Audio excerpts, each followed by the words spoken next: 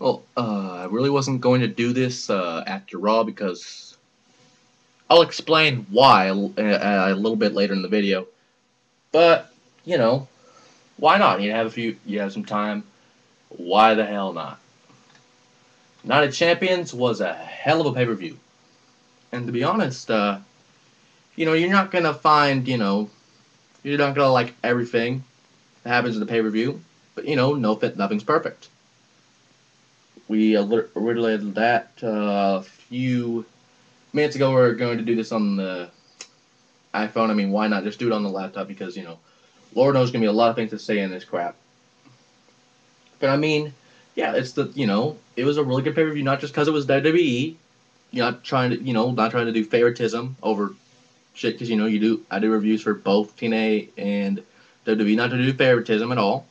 Because sometimes I have done it in the past, and I have realized that. But you know what? I mean, it's good to voice the opinions. But not just because it was WWE, but I mean, like the name like Night of Champions, the best of the best would be there. I mean, you would think that. I mean, and I'll go through the card in random order. I mean, I'm not gonna go as we saw it in the pay-per-view last night, because Lord knows some parts would take forever and some parts would not take forever. So just do it from bottom to top here where they have a little list here. So yeah, they gave me a little listy thing. Yay. So the first match on here wasn't the first match of the night. Again, I'm doing these in random order, just because I don't want to go through like remembering what was first and what was the next match, what was the match after that, because I kind of have an idea of what was first and what was whatever. But if you saw the pay-per-view, you would know. If you didn't, go watch a replay or something. But yeah, one of the first matches on here was the Divas Championship versus the Women's Championship. They were finally unified after, if you think about it, the Divas Championship has only been around for like a few years, and now it's already unified, which is kind of weird. And I don't really hate this storyline. I mean, you've seen my hatred for the Late Cole thing over the past few months. But I mean, honestly, you have people that paved the way for you. Paved the way for you. Like, I mean, so many names. Think about it. Like, Fabulous Moolah, Trish Stratus, Lita, Sherry Martel. 2 of those people are already dead, and 2 of those people have been rolling in their graves this entire storyline. So, I mean, imagine that grave like 30 feet under by now. I'm not trying to, bash on anything, but I mean, it's true. I mean, think about it. We've never had co-women's champions before. Sure, it made history, but it probably disrespected a lot of people that have held that title before. A lot of people that have ever held that title. I mean, there's a fucking huge list of people, divas or women, that have held that title, held it with honor, held it with dignity. I mean, sure, Michelle McCool probably would hold it with dignity before the late cool co-women's thing. I mean, she did a good job the first reign. But honestly, after Layla wins it, Layla wins it like a few months ago, you make 2 titles, and then it goes to like some ridiculous thing where you break one of the titles and carry half of it around, to where you do a name, like one of the stupidest things, to figure out who defends the title. Like 2 nights ago on SmackDown, or 3 nights ago on SmackDown, they put names in a hat to determine which one of the 2 idiots would defend the title. I'm not saying they're stupid. Michelle McCool, in her own right, was a Florida, I think, some teacher in Florida, and they had a storyline like that. But she was a real life teacher in Florida, just like Matt Striker is, and blah blah blah. But seriously, in a way, why would you do that in the first place? I mean, of course, it's either that or you probably won't get a push in like a few years or so, or months, or I don't know how the WWE thing works anymore. But, yeah, they put names in the hat, which, in a way, I was talking about it earlier when I was trying to do this on the iPhone, but, I mean, it reminded me of when SmackDown had an all-champions night where all the champions defended against the person of their choice. JBL was the WWE champion at that time. He put names in a fishbowl. Now, You're asking, what does this have to do with the like cool thing? Because honestly, both of these had two things in common. One person got a benefit out of it, and they were all of that person's name.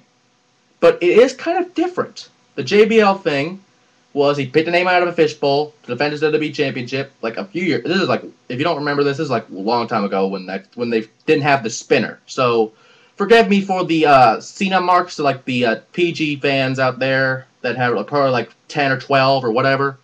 So if you don't remember it, just look it up on YouTube or something. And I don't remember the name he picked out. It was either Shannon Moore or Jamie Noble at the time. I think it was Shannon Moore. And then, after JBL won easily, of course, they revealed that every name in that fishbowl was Shannon Moore. And it led to a storyline where he had to defend against like a Fatal 4-Way or something like that.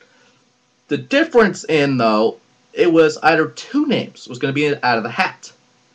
Michelle McCool or Layla.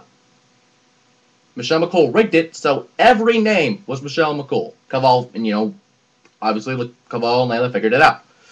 So yeah, Michelle McCool defended against Layla to unify both championships. Which, I mean, in a way kind of makes the thing more stupid because out of a fucking hat. When Layla was the rightful champion when she won it in the first place. But then again, that's WWE trying to be less predictable. But in a way, they become more predictable by the week. Or by the day, depending on what you're watching. Yeah, so it was actually a pretty good match. I mean, Lumberjill Lumberjill match. Both titles on the line. It was, a pretty good match. I mean, Lumberjill's got involved a little bit. Natalia got involved a little bit. I think Eve did, or something happened with McCool or Eve. I don't remember which one. It was probably like made a face or something, but whatever. There were some points where the Styles Clash / Faith Breaker thing was gonna get Melina out of the match. Same time, last call could have happened at any time. Or the little split thing she does with like the split leg drop thing. I don't remember what it is, but it's hot. Anyway, just had to get that out there. But anyway, typical Lumberjill ending, Diva Brawl. I mean, again, I'm not trying to bash it. I mean, who wouldn't love like a bunch of divas just fighting? Just saying. I mean, especially Lumberjill and shit. But kind of weird ending of the match. Layla attacks Melina while the Lumberjills are brawling outside with McCool or whatever. And Layla goes out. Michelle McCool hits a very vicious big boot to the side of the head, or the back of the head, and gets the 1-2-3. And I'm not saying it was a bad match. It was actually a pretty good match. But the fact is, you unify, and the announcer says like something like the winner and undisputed Divas champion. So Divas Championship has been around for a few years, and now I guess it's the main title. I'm not sure. We'll figure that out, on Raw or tonight or SmackDown or whatever. But I mean, honestly, the women's title is one of the oldest titles of all time. I mean, they referenced it. They also referenced it in the pay-per-view if you saw it. They got onto the Giant in there too, but that works too. But the Lay Cool thing, I mean, honestly, you have a co-women's champion, you split the title in half, now you're going to kill the title? Because that's basically what people are thinking at first when they first saw it. Of course, people, a lot of people had a what the fuck moment in their head. Because, it's one of the oldest titles. It was the only title at one time before, 2 or 3 years ago when they made before they even had the concept of a Divas Championship. So now they're going to fucking unify it. And now they somehow have a fucking Divas title, or I don't know, are we gonna see a new belt or something? Only time will tell, but I mean, I'm just kind of disappointed in this. At the ending of the match, it was a pretty good match, though. The Big Show versus CM Punk. What a segue. I mean, seriously. Before the match, CM Punk, it was his, if you didn't know, Night of Champions was in Chicago. CM Punk's hometown of Chicago, Illinois. And, you know, CM Punk gets the hero's welcome, but, you know, he's a heel. You know, he gets a hero's welcome. I mean, Chicago, it's a hometown. But then he goes in to say, you know, goes from like saying, I love Chicago, to like how he hates Chicago, to how he, you know, he goes on about like what's wrong with Chicago, like the Red Sox and the scum, like calling the residents the scum of the earth. I mean, he loves Chicago. I'm not gonna lie. He just hates the people there. You know, you gotta stay true of your gimmick. I don't care if you get a fucking standing ovation. You gotta stay true of your gimmick. I don't care if they boo you. But I mean, he owned Chicago. I'm saying this because I was laughing the whole time during his promo. I mean, I laughed the whole time trying to make fun of Sheamus with his promo, but I mean, this was a fucking epic promo. To where the point you talk about the burning of Chicago, which happened a very long time ago. If people didn't get that reference from the pay-per-view, I mean, look up in history. Chicago did get burned down once, and, you know, he wished the town get burned again. I mean, it's that simple. But he had so many things to say. It was just amazing. I can't put it all, you know, in one video or in one thought, because there were so many things amazing with that promo before the match. And the Big Show comes out, you know, obviously Big Show wins, you know, so, but I mean, honestly, the promo made the match a lot better than it should have been. And we had a few new champions. I mean, I already talked about Lay Cool unifying the belts. We actually had a new champion in Bryan Danielson, a.k.a. Daniel Bryan, becoming the new United States champion. A quick side note, The Miz, I just love the jacket. The jacket was awesome. No pun intended, but seriously, it was, you know, leather jackets are the shit. I'm just saying. Especially this one. But, I don't remember if Alex Riley was at ringside or not. I'm not even going to go into that. But Bryan, you know, finally shows why he is one of the best in the world. I mean, honestly.